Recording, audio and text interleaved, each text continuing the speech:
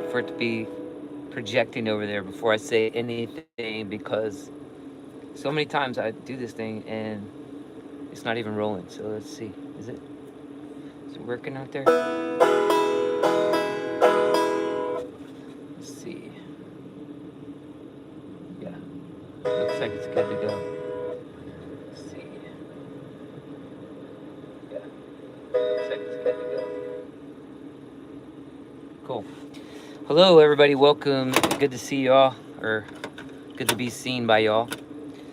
And it's 91 degrees here in the motorhome today, so I got all the windows kind of shaded up and stuff, you know. Hopefully it's not too dark for you. Can you see me okay? Let me know.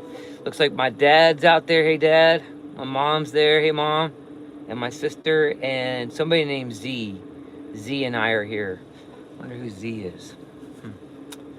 Oh, thanks for liking the video already too. Oh, looks like we've already lost some people. All right. I'm gonna start. I'm gonna do a pretty mellow. It's gonna be a pretty mellow one today. I have to admit, I'm in a strange mood a little bit. Kind of a. I'll tell you what. I'll tell you right off the bat. I'll just tell you right now. I released a version of Margaritaville yesterday on YouTube. And this should not upset me at all. And it kind of doesn't, but it kind of does. I released a cover of Margaritaville that I shot I was down in Key West, Florida. It was like a beautiful shot. And I worked my butt off on this video. And the last time I looked, which was today, like about 2 hours ago, it had 11 views. It's been up for 24 hours.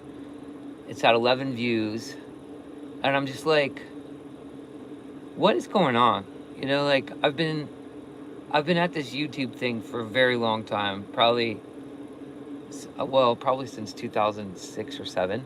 I don't know. My channel might not be that old because somebody took my YouTube channel down one time out of spite, and so it's not as old as it would be, but I've been doing this a long time. I don't understand how a person could be doing something so long and get 11 views on a video, on a 3-minute video.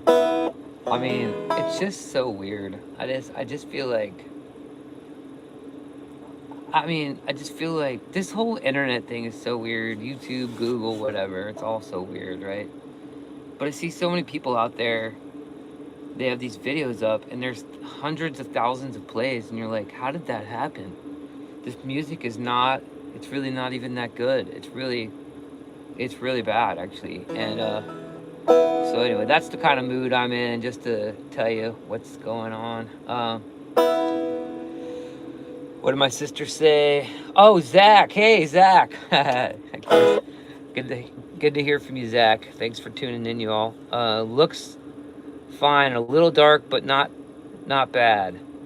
Stupid algorithm. Yeah, exactly.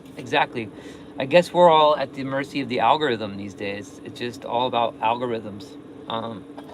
So I'm gonna play a slow song. This was a song I wrote. It's been a long time now. A lot of my songs are really old, of course, and this is one of them. This one's called "Everything's Gonna Be All Right." And the one criticism people have with this song is "Everything's Gonna Be All Right." It should be "Everything Is All Right," right? So I guess, but it's not though, right? That's what the manifestors say. You gotta act like everything is all right, or you've already manifested what you want to happen.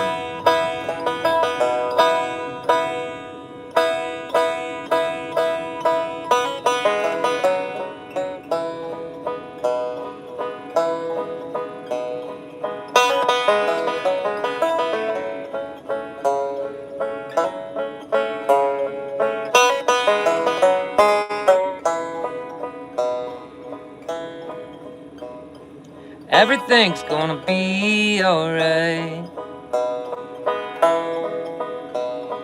Everything's gonna be just fine. Everything's gonna be alright. If we just hold on, just hold on.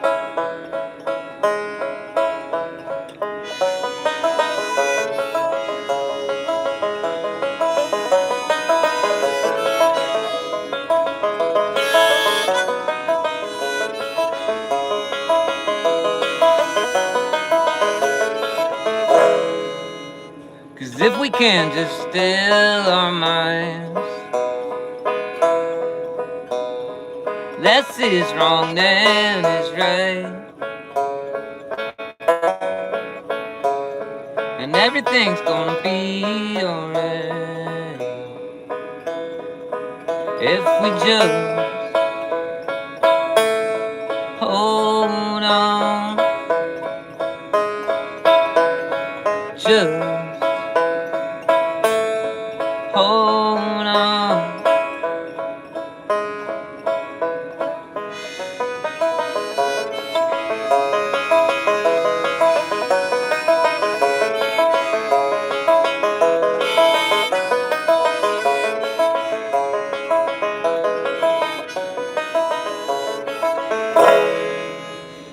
'Cause sometimes we drift in life,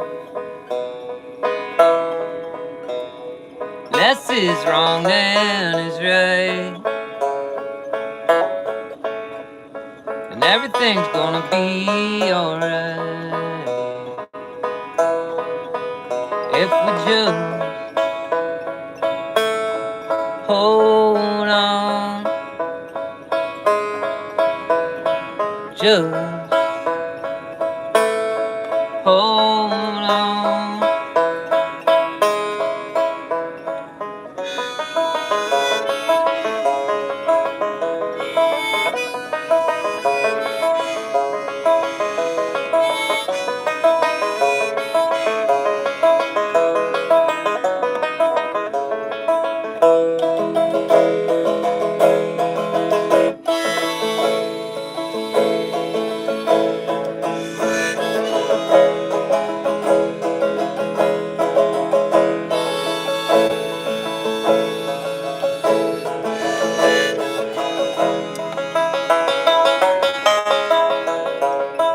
Just hold on, and just hold on, and just let go.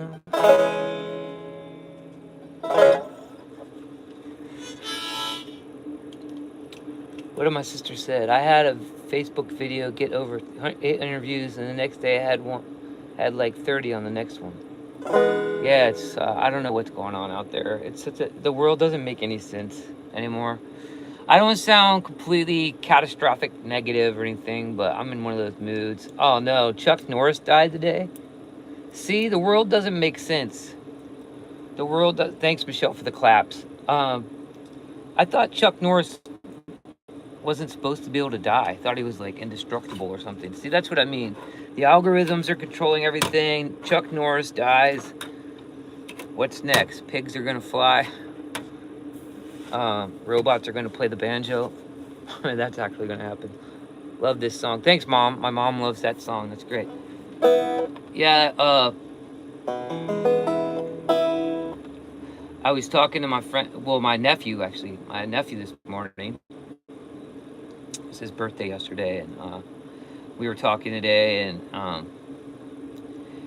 it's just, everything's so weird, hard to understand.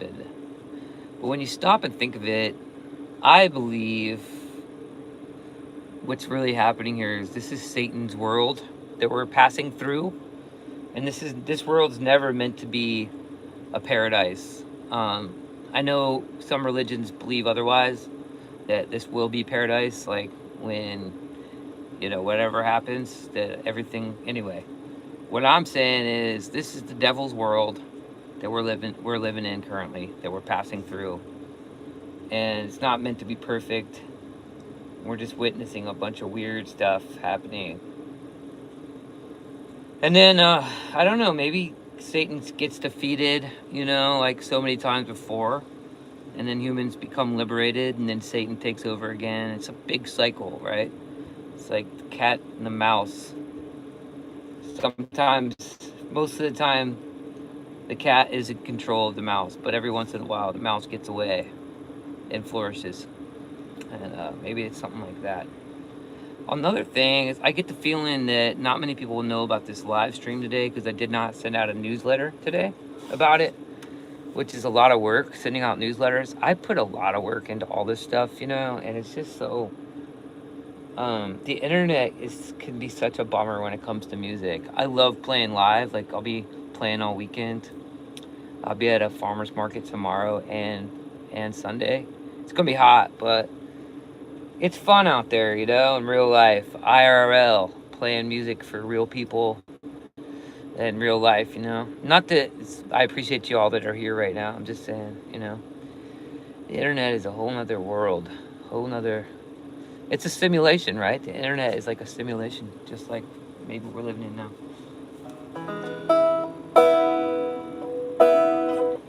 All right, on that note, let me play, why don't I do another slow song? I'm gonna do all slow songs today, I think.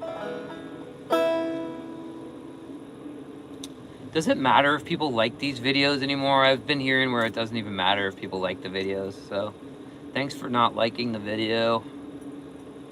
Make sure you just ignore the thumbs up button because it doesn't matter anymore. I'll be all right. I'm fine. I've been here before many times, many times. It's just one of those days. I had some problems. Yesterday, I got a call from the doctor's office that's supposed to do my surgery, and they said they're not going to take my surgery. Not take my insurance for the surgery that they're going to do. And then I was like, oh, great. So I had to get that all straightened out. Thank God. Luckily, it sounds like that's all going to work out. Like, that was a mistake. So, but it's just like, it's one of those times. You just kind of have to trudge through it. I don't even have a non-alcoholic beer today. I don't even have one with me. All I have is real beers in there, and I'm not going to do that. I'm not going to drink a real beer today. It's not worth it. It's just not worth it. If I was here with somebody, we were having a good time, maybe I'd have a beer with them, but I'm not going to sit here and drink a real beer by myself. It's not my style. Well, sometimes it is, to be honest, but anyway. Let's do Knockin' on Heaven's Door by good old Bob Dylan.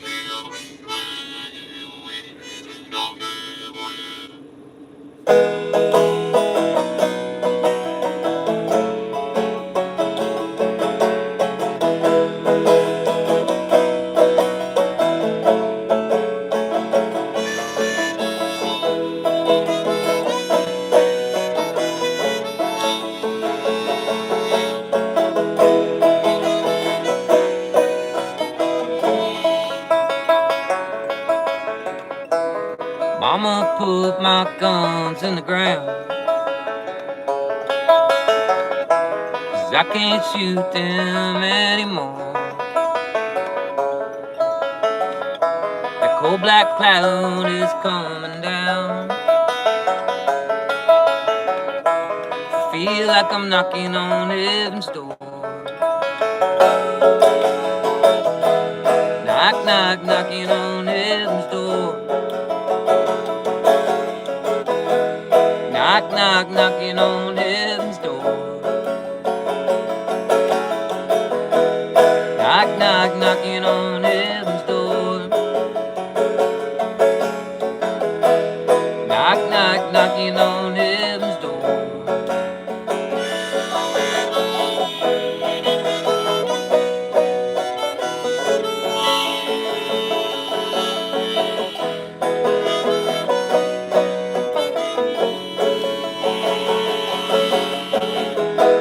Mama, take this badge from me,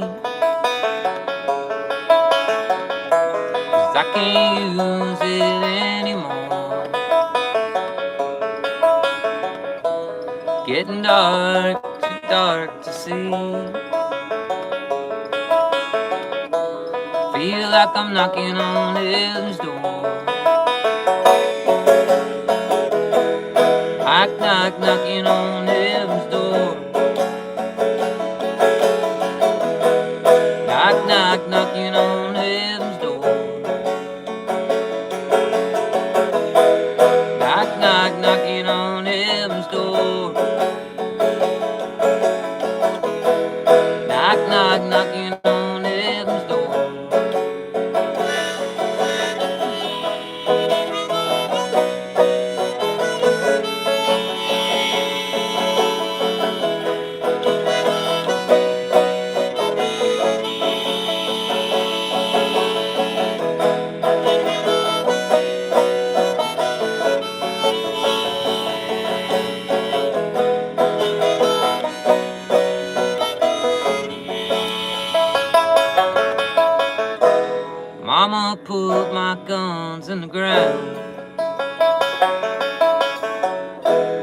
'cause I can't shoot them anymore. That cold black cloud is coming down. I feel like I'm knocking on heaven's door. Knock, knock, knocking on heaven's door. Knock, knock, knocking on heaven's door. Knock, knock, knocking on heaven's door. Knock, knock, knocking on heaven's door.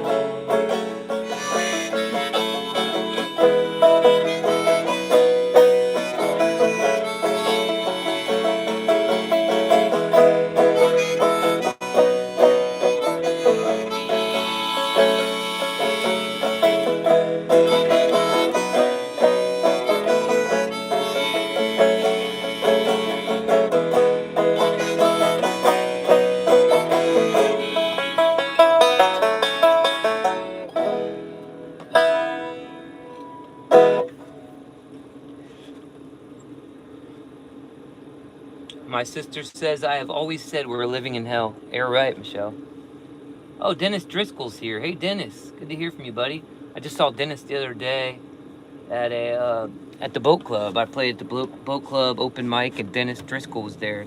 Thanks for tuning in, Dennis. We got to hang out quite a bit on Monday or Wednesday, I guess it was. And did a good old Dennis Driscoll. Yeah, he knows all the great musicians in San Diego over the years. So it was cool to talk to him more.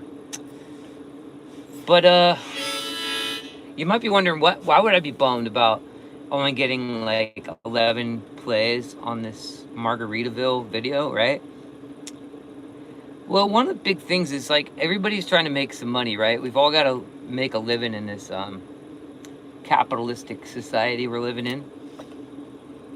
And YouTube is just another way for musicians to make some money, you know, like a little bit more money. It's all about like all these sources of income adding up to where before you know it, you have a pretty good income, right? Amount of money. But when you only get like 11 views on a video, right? You're never going to make money online. So it's like, and if you're not going to make money online playing music, and you have to just do it all in person, which is fine. But it gets exhausting playing, you know, I'm playing 4 or 5 gigs a week. You know, there's like 4-hour gigs too. These are not like 45-minute sets I'm talking about like tomorrow in Poway I'll be playing for 4 hours, and on Sunday at Hillcrest I'll play for 5 hours. That's a lot of playing, man. And it's fun, it's great, and I make good money. I'm very grateful. But it's exhausting. You feel fried, and you need time off. You need downtime. You need time to write and create music. The way it is now, I'll be honest, it's like I'm either working on the motorhome, working on broken instrument or broken gear. It's hard to find time to write and create, you know, like on my days off or when I'm not playing. So it's just you can't constantly hustle 100 and. People do it. There's people out there who do it, and honestly, they're great people, characters, but they're exhausted. You can tell when you look at them. They're just totally exhausted. It's exhausting, man. There was a meme going around a few years ago. This dude looked like he was like, 80 years old. And it goes, I'm a full-time self-employed musician, and I approve this message, and I'm 25 years old. He looks like he's 80 because, I mean, it's tough. Anyway, yeah, I'm doing a lot of complaining. Sorry. You should do Guns N' Roses versions of Knockin' on Heaven's Door. Knockin' on Heaven's Door, right? Knockin' on... Yeah, that's how it is. Knockin' on Heaven's Door. What did my dad said? Some of your videos do quite well. Yeah, some of them do. Not as good as a lot of people out there. There's people out there like they have hundreds of thousands of views. And they're like, well, how did this happen, man? How is this happening? Is the algorithm really favoring them that much? I guess it is, you know. And I was just watching a documentary about Blaze Foley today. I've talked a little bit about Blaze Foley in the past on this podcast, but he's a very obscure songwriter. Kind of from Austin. I think he was from Georgia before that, and he had some really great songs, but very obscure life. You know, pretty much poverty stricken his whole life, and just it was just one misfortune after another. You know, and then John Prine did a cover of Clay Pigeons, probably 10, 15 years ago. And that's how I know about Blaze Foley, is because John Prine covered him. And then before that, he has a song called I Wish I Could Fly, I think it's called. And I guess Merle Haggard was going to cover it, and then something happened where it got bagged, and it was like, it's just like one of those things. But I guess some of us musicians just are destined to be obscure, and I don't know. At this point in my life, I'm 49 years old. I'm just like, dude, I just want to go live on my property and make my Adobe house and focus on that. This music thing's such a heartbreaker sometimes, and really think I'm going to probably in the next year or two. That's what I'm going to do.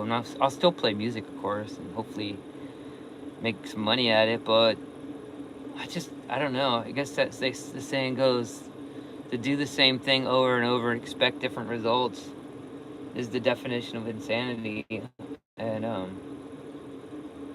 but then they also say try again, right? If at first you don't succeed, try again. But I don't know.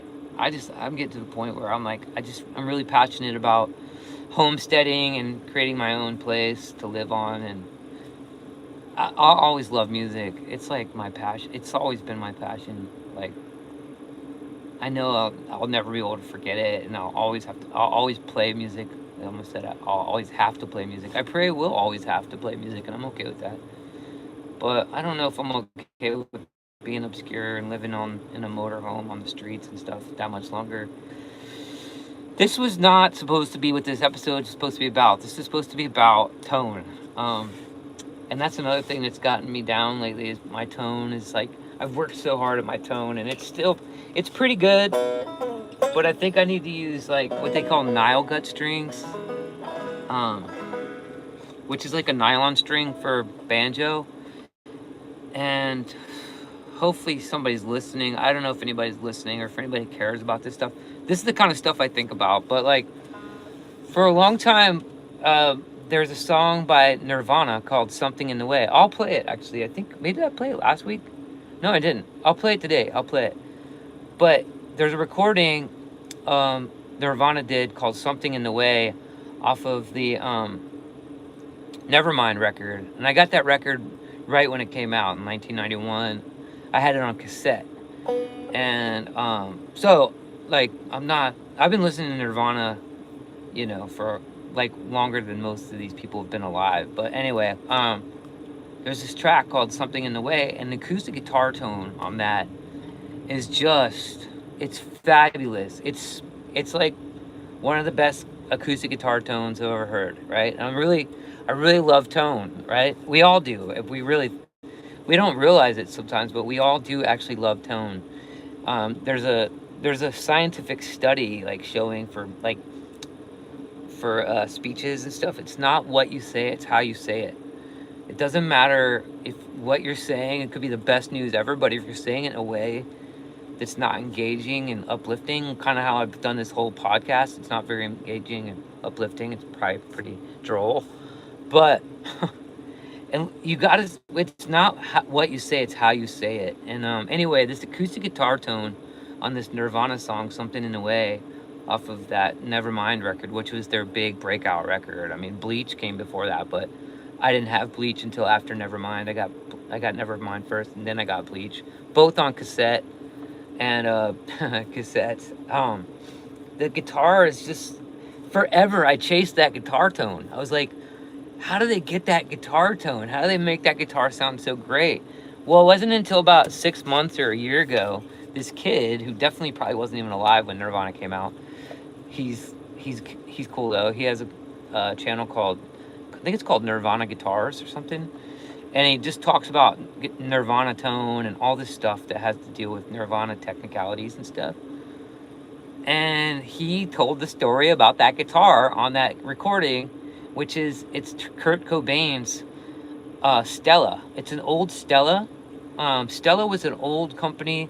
They used to make really cheap instruments for working musicians, you know, like they were very affordable. It was almost like the Sears and Roebuck had the K, I think there was what they called it. And Stella, I think, was like even like kind of in that similar vein. Anyway, this guitar he had was called a Stella. And it was originally a 12-string steel string guitar, you know. But I guess what I understand is Kurt Cobain loved Leadbelly so much, and Leadbelly played a Stella because Leadbelly didn't have much money. He was a working musician, and Leadbelly played a 12-string Stella. And I think Kurt Cobain found one of those at a pawn shop, but I don't know if it had steel strings on it when he bought it or not, but he eventually put nylon strings on this 12-string steel string guitar. So essentially what I'm saying, to make a long story short, and hopefully somebody found that interesting, Kurt Cobain used nylon strings on this acoustic guitar that was supposed to be a steel string guitar. And the tone is immaculate. Listen to that, to the tone on Nevermind. And even if you listen to his tone like on Unplugged, he wasn't actually unplugged. That's not an acoustic guitar tone.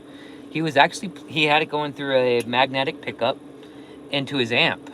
And it's a great tone too, but it's actually not acoustic guitar. It's sort of like just really clean electric guitar is what it is. And it was on an acoustic guitar body. But the tone, anyway. So then now I'm obsessed with like nylon string instruments, and these people have these Nile gut or nylon string banjos out there, and they get great tone. And so eventually I'm gonna do that with this banjo. I have some strings that just came in the mail today, but to change it over to nylon strings or Nile gut, see, before they had nylon strings, they had gut strings. That's what they would use, gut, to like intestines, like cat intestines I heard, or possum or whatever, and they would use intestines or guts to make strings. That's why they were called gut strings way back. And then eventually, of course, people started using plastic for everything and nylon. And then we got nylon strings. You could still get gut strings. They're really expensive. And nylon strings are a lot more affordable than gut strings. And they call the ones for banjo, they call it Nile gut. It's like a nylon gut. But it's all synthetic. There's no real gut in it. They just call them Nile guts. So I got some for my banjo. I'm excited to try them out. But I'm like at the point where I've just been chasing tone for so long, and I don't know. I feel really worn out by all of it, and maybe I'll be inspired. I'll get these Nile gut strings on my banjo, and on my guitar, I'll put some nylon strings on my guitar, and just like maybe everything will work out, and it'll be a better day. So anyway, my sister's been chiming in. Well, you're getting old like me, my sister says. I'll never be as old as you, Michelle. I remember when you were 18, you used to play to Nirvana all the time. Yeah, I was like one of the originals, right? I was into Nirvana like right before everybody really got into them, and then I was definitely asking about Nirvana Unplugged before it really even ever came out. I remember when it shot, and I heard it was shot and recorded, but it hadn't come out yet, and I was bugging the record store about it, and they were like, "Can you please stop bugging us about that?" And I was like, "I just think it's gonna be great, you know." And it's like the best Unplugged concert there is, right? I mean, it's that, and then maybe Alice in Chains, maybe. I don't know. There were some good ones, but Nirvana was definitely, like, I think everybody loved the Nirvana Unplugged the best. So, and anyway, where is your beer? That's what's missing. I had mentioned this earlier. I guess you were out of the room, Michelle, but I don't even have any non-alcoholic beer today. I have some real beers in there, but I have I have too much. I have too much restraint to get a real beer and drink it on this thing today. I'm already I'm already sullen enough. I don't want to drink a beer at the moment. But thanks for noticing. No non-alcoholic beers today, which is kind of sad, huh? But okay, let me play another song then on this steel string instrument. So again, to talk a little more about tone. Hopefully, looks like there's a few people listening out there. Um, I don't know why everybody went to steel strings. People say it was because of the affordability. Steel strings are actually cheaper than nylon strings. I think also steel strings are a lot louder. And so way back in the day, back in the late 1800s, early 1900s, I think musicians wanted to use steel strings because they were louder and they could be heard better. So, and then when recordings came out, analog recordings at first were very dark sounding. So you wanted a bright, loud sound that would record probably better.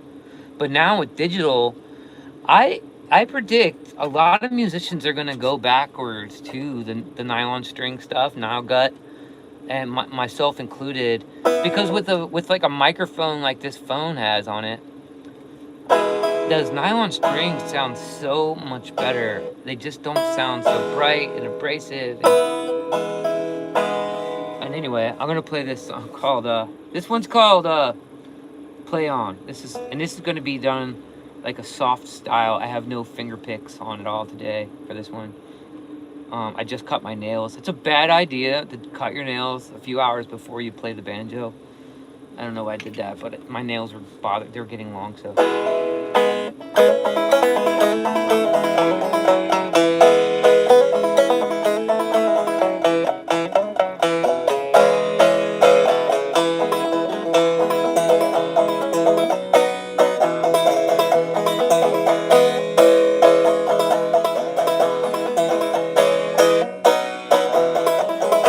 All the world's gone crazy, might be ending, no one really knows what can we do. Now's your time before this all explodes, 'cause gotta hold on while we play on, and we gotta hold on while we play on.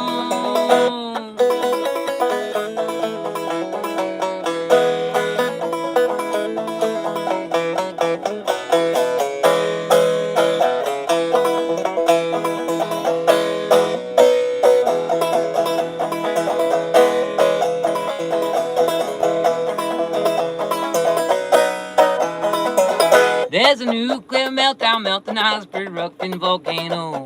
Still tread lightly on this world before this whole thing blows. 'Cause we gotta hold on while we play on. Yeah, we gotta hold on while we play on.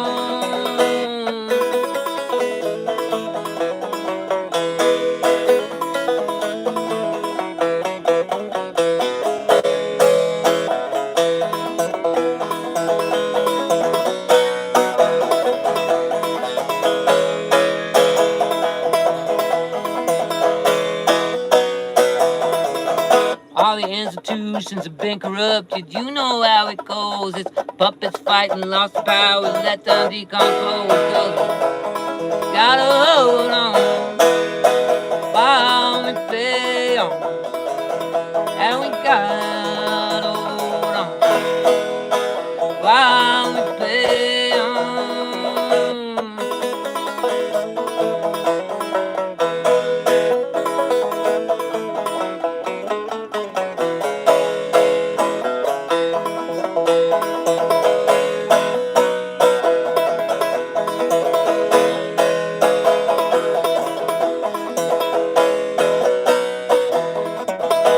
The earth is shaking, tidal wave, and trying to shake us off. This robot's coming to have a virus. I think I heard one cough, and we gotta hold on while we play on.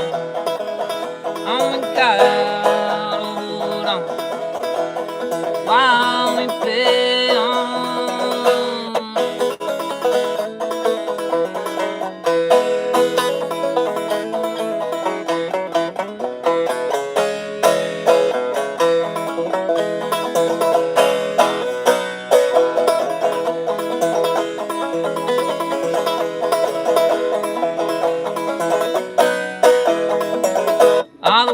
gone crazy, might be ending, no one really knows. Can we do natural time before this all explodes? Gotta hold on while we play on. All we gotta hold on while we play on.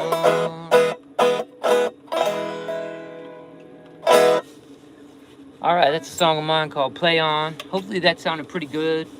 With no finger pick. Pretty light touch. I don't know. Well, what I was saying about this being Satan's world, it's just interesting if, like, you know, like, musicians like Blaze Foley, and even Townes Van Zandt wasn't like... Townes Van Zandt was, you know, way more successful in his lifetime than Blaze Foley, but it's just, you know, like, the Vincent Van Gogh, say, right? Vincent Van Gogh, the painter, he didn't get any, like, literally, he got no recognition in his life, right? And now, his paintings are the most famous paintings in the world.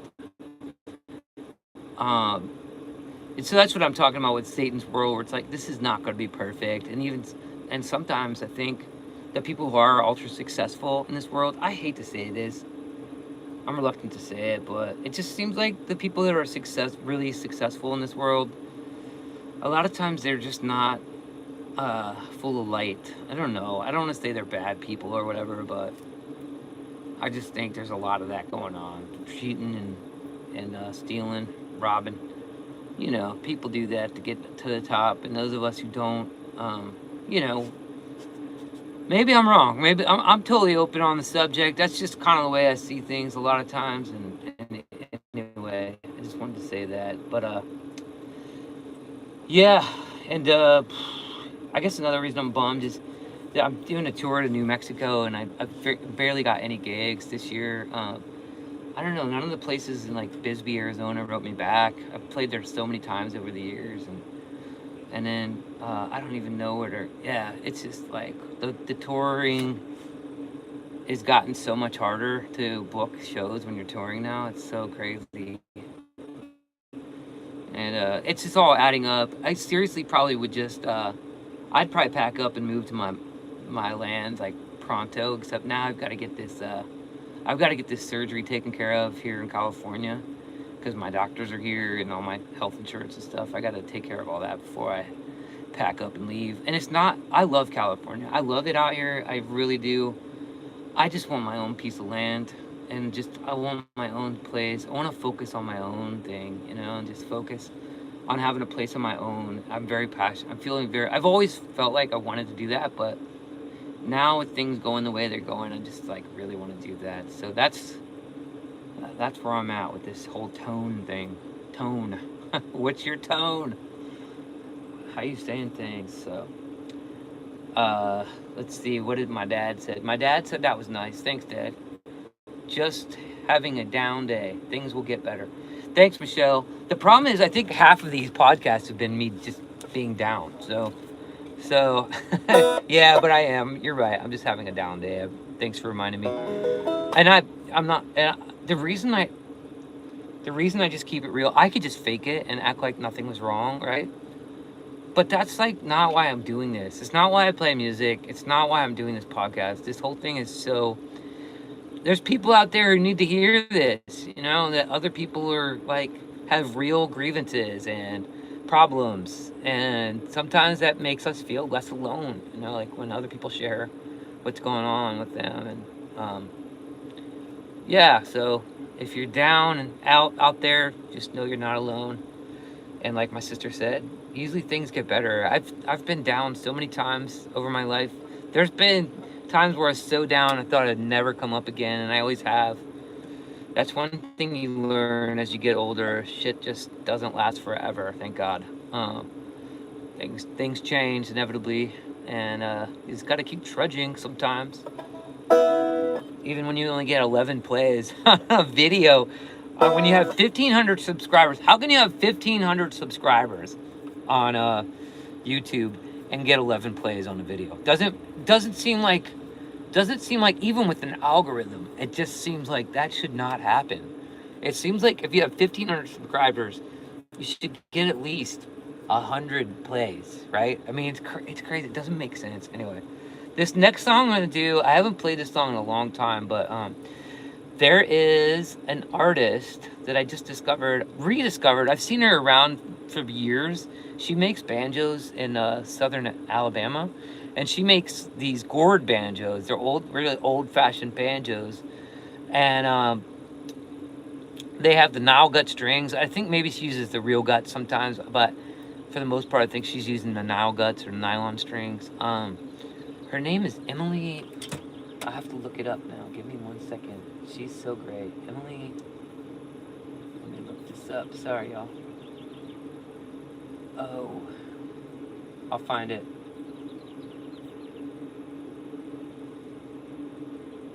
Oh, man.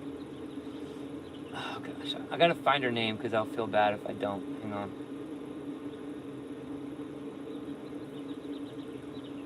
Emily. Oh, here it is.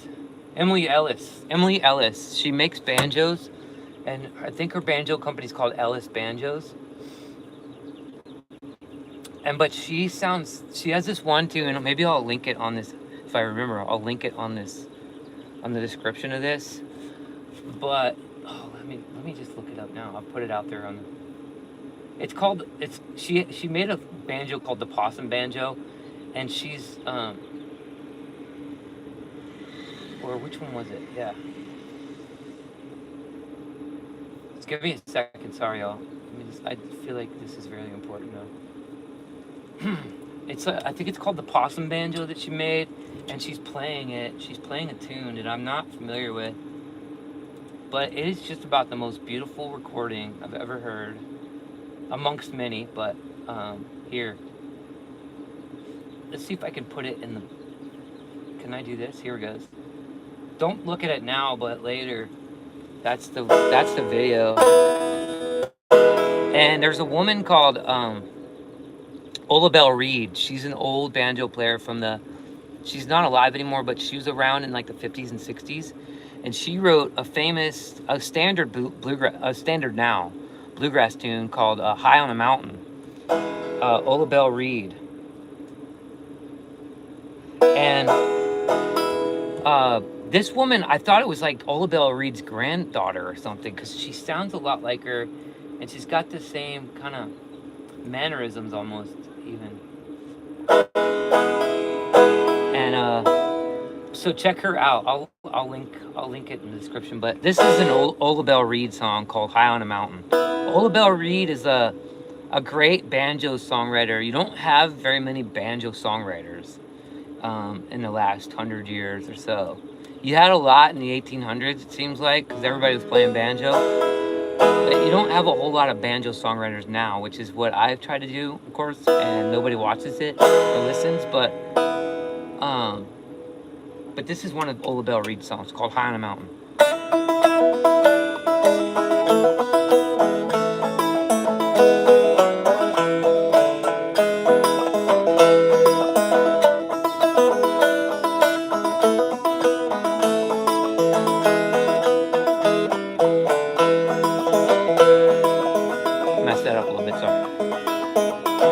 As I looked to the valley down below, there was green just as far as I could see. As my memory returned, how my heart yearned for you in the day that used to be. High on a mountaintop, wind blowing free, thinking about the days that used to be. High on a mountaintop, standing all alone, wondering where the years of my life have flown.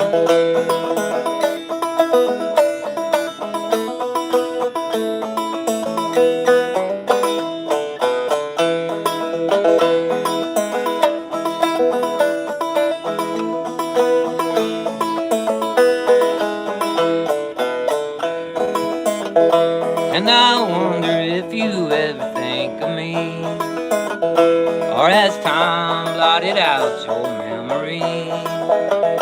As I listen to the trees whisper through the breeze, I'll always cherish what you meant to me.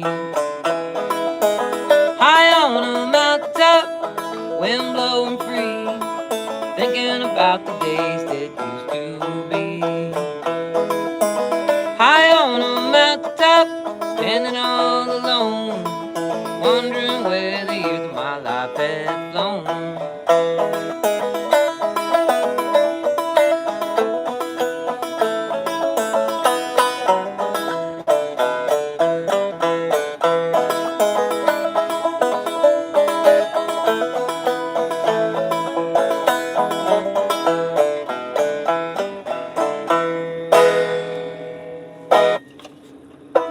All right, it's Ola Belle Reed, High on a Mountain. Check her out, and check out Emily Ellis. Oh my goodness, she's beautiful sound, just such a beautiful sound. Of course, there's Clifton Hicks. He's big on YouTube, and he plays with the Nile gut strings too, and he's great, really good. And then a bunch of the people that have studied underneath him. It's like this whole underground gourd banjo, Nile gut banjo world out there on YouTube, and it's really good. It's really cool stuff. As we all know, probably, if you watched this podcast in the past, the banjo is originally from Africa, and it was probably a gourd instrument. Pete Seeger argued that it might have even come from the Middle East before it came to Africa as a gourd instrument. And then, but anyway, in Africa, of course, they would have used gut strings, and then when it came over to what is now North America, United States, it's definitely still had like gut strings on it, and it's really not had gut strings for about 100, maybe 120 years. So for most of the banjo's history, it was probably gut strings. And listen to some of those like gourd banjos, and it's beautiful. It's really beautiful stuff. And I think that's the direction I'm gonna head in. Even though I'll probably try to keep this same banjo, I don't really necessarily want a gourd. They're really big. They're like kind of like wide like that, you know. But this is considered like a mountain banjo in a way, because it's just got a small head on it, and a lot of mountain banjos used to be built like this actually. It's called an electric banjo, but not anymore because I took the pickup out. But I'm hoping if I put these Nile gut strings on this thing, it's really gonna do the trick and like re-inspire me. And I'll make more videos for 10 or 20 people to watch here and there. Just fade off into obscurity, like I've been doing for the last 26 years, I guess. It's probably my own fault. I'm sure it's my own fault somewhere along the line, like subconsciously or whatever. It's probably my own fault. So I don't. I'm open to that idea. I'm also open to the idea that like, just some people, they live in this world, and it's just one thing after another. Dennis Driscoll, thank you so much, buddy, for the tip there from the Venmo. Can always count on you. My parents too, they donated earlier. Thank you guys. Looks like we got about 10 minutes left on this thing. I think I could mope with you all for another 10 minutes. God, I do need something to drink though. I do have a drink here. It is 92 degrees in here. It's hot in here, but I'm all right. I like the heat. Thank God I like the heat. This is just like a moonshine. It's like a straight moonshine. You could use it as fuel in your gasoline engines. So it's a good high quality alcohol here. Just kidding. I'm drinking electrolytes. This is an electrolyte drink called Ultima. It's sugar-free electrolyte drink. That's what I'm drinking today.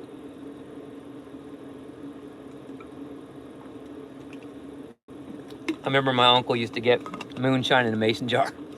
That's why I said that. And I remember he used to test how good it was he'd put it in a spoon and light it on fire. Y'all remember that? My dad probably remembers that. My sister probably remembers. He'd put it in that spoon and light it on fire. And if it lit on fire, I guess you knew it was good moonshine. But I guess if it didn't, I think it also had a blue flame. I think he said that was part of testing if it was a good moonshine. Come from a long line of moonshiners, I think. So That's cool. Maybe that's my problem. It's generational. I'm having generational karma to overcome here, where all my relatives in the past they created this karma that I have to sort out, and before I can ascend into the higher realms of success. My sister said yes, it had a blue flame. That moonshine. we had. I just love my family so much. I do. I love. I wouldn't trade it for anything. We've had such a cool. I mean, even the mountain music my dad had. We had been exposed to that when we were young. My sister and I, and just everything about. My mom's from New Zealand, and it's such a cool. It's a trip, and it's. I am proud of my family. I'm really happy to be in the family I'm in. I'm really grateful for that. It's really important to talk about what you're grateful for when you're down, and definitely my family. I mean, look at that. My parents both here. My sister's tuning in. Z is tuning in. We're calling him Z now, I guess. And Dennis Driscoll is out there. Dennis, good old Dennis. He's always there for me. What a good guy. Love Dennis. Dennis turns out he had an old 20R Toyota. That was before the 22R, which is what I have. And he rebuilt it in his driveway. And then he had a 22R that he gave to his brother, and his brother still has it. And his brother's like this. He's an artist himself, and I want to go see his brother's work sometime. He does like sculptures and stuff. So I'm grateful for all that. Grateful for all my great friends. I have a lot to be grateful for. I'm grateful for this motorhome. I love this thing, even though it's a lot of work. It's my home. I feel like I have a home, and I'm grateful to have a home. I see these poor souls out here in California living on the streets, and I'm friendly with a bunch of them. They're regulars. One guy, he occupies this corner, kind of where I park a lot of nights, and you see him in the morning. He's sweeping up his corner, cleaning it all up, and taking care of all the trash. And I do the same thing. I go out in the morning and pick up the trash around and try to leave places cleaner than when I found them, and stuff like that. So, and yeah, I'm grateful for California. It's beautiful out here, and it's got a lot of issues, but every place does. And I've been grateful for California, and that I've been able to be out here for so long. A lot of people, it's, California's not an easy place, and not everybody can hack it out here. So I'm grateful for that too. Anyway, one more song. Thanks for listening to me mope on and on today. Hopefully somebody thought that was interesting, talk about the nylon strings and stuff like that. I think that stuff is interesting. I just think it's so fascinating. For all those years, I didn't know Kurt Cobain had nylon strings on his acoustic guitar. I would hear these recordings of him with this acoustic guitar and be like, how does he get that great tone? And it was like... It was nylon strings. And my friend Duke Crowder, all he plays these days is a nylon string guitar. I've never seen him with a steel string anymore. So I think a lot of us are moving back to the nylon strings. I remember when I was a kid, nobody wanted the nylon string guitar. We're like, no, dude, it's got to be steel string, like all that stuff. And now we're coming back to that. We're like, wait. Actually, those nylon strings are pretty cool. They sound great on an iPhone. They sound great in digital. Should I do one more song? Do one more song.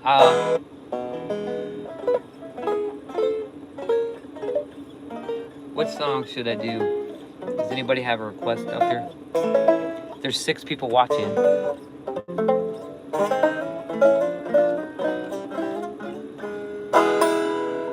I'm going to do a song I wrote called San Francisco. A lot of people really like this song. I was hanging out with my friend Daniel the other day, and that's his favorite song of mine, called San Francisco. Here it is. Thanks, everybody, for tuning in. See you next time. Oh, it's episode 99, so the next episode will be episode 100. That'll be very special, of course, and I'll be in a great mood. I'll probably have my Nile gut strings on my banjo, and I'm probably going to do it from New Mexico. I'll probably do it from my land in New Mexico. I'll probably broadcast my 100th episode out there, since I don't have that many gigs. Where have all the average people gone video has Almost 1,000 views. Yeah, it does. That one did pretty good. And then the one before it, Touch of Gray, that one went bonkers for like 3 weeks. It was just going bonkers. I probably got like 100 new subscribers just from that one video. So that was pretty interesting. I thought this Margaritaville video was gonna go, pretty good, but maybe it sounds like crap. I don't know. I think it just can't be. It can't be the sound because only 10 people have seen it. It doesn't make. I don't know. Anyway, these people that are like YouTube experts say never to share your links with people, like your family, I guess, or I don't know, because they say it'll screw up the algorithm unless they watch the whole video. I don't know. Anyway, who cares? Here goes well,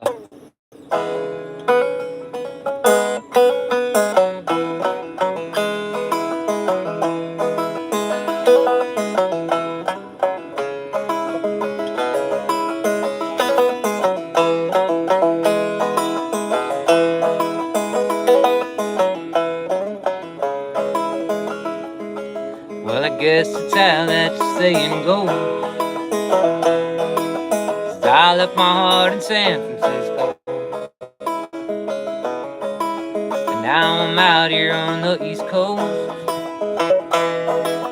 walking around like a seagull. I've tried to call you on the telephone. You don't answer, I feel so alone. I'm still in love with you, darling. Are you still in love with me? I hope we'll be together again when we're off our dreams of ourselves discovery, of ourselves discovery, of ourselves discovery.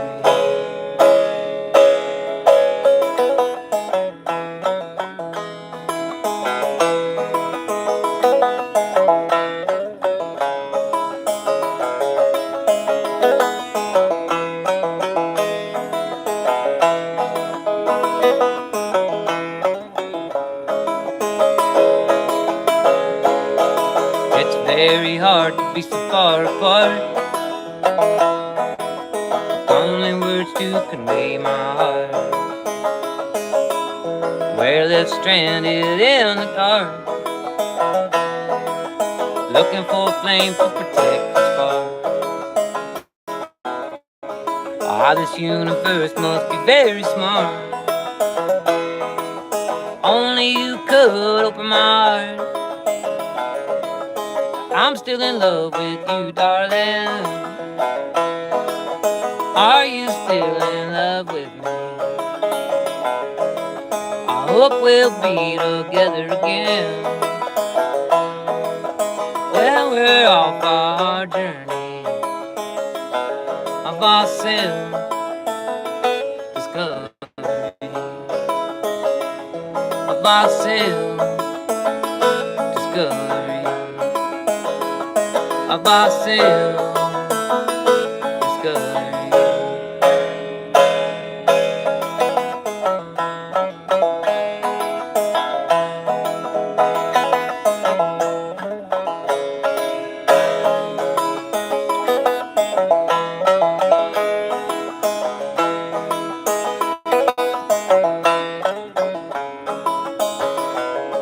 Well, I guess that's how that saying goes.